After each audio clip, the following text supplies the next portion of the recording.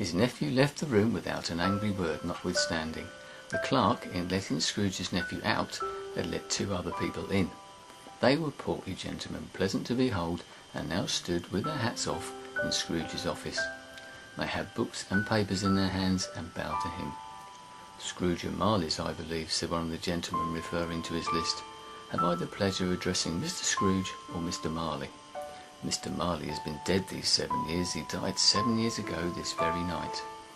"We have no doubt his liberality is well represented by his surviving partner," said the gentleman, presenting his credentials.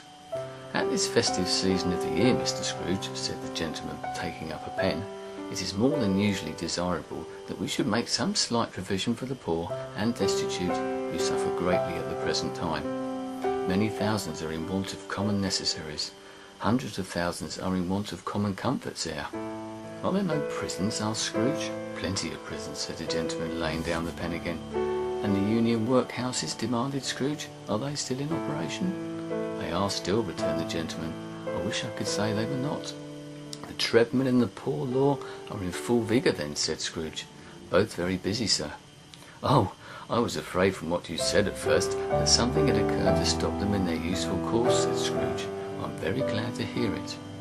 "Under the impression that they scarcely furnish Christian cheer of mind or body to the multitude," returned the gentleman, "a few of us are endeavouring to raise a fund to buy the poor some meat and drink and means of warmth. We choose this time because it is a time of all others, when want is keenly felt and abundance rejoices. What shall we put you down for?" "Nothing." "You wish to be anonymous?" "I wish to be left alone." "Since you ask me what I wish, gentlemen, that is my answer. I don't make myself merry at Christmas, and I can't afford to make idle people merry. I help to support the prisons and the workhouses. They cost enough, and those who are badly off must go there. Many can't go there, and many would rather die. If they would rather die, they had better do it and decrease the surplus population."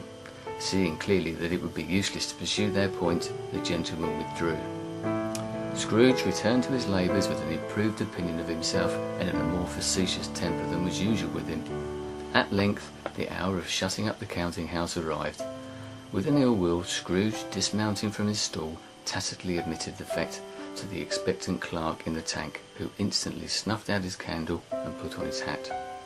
"You'll want all day tomorrow, I suppose?" "It's quite convenient, sir." "It is not convenient, and it is not fair.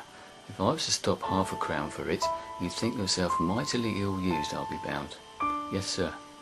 "And yet you don't think me ill-used when I pay a day's wages for no work. It's only once a year, sir.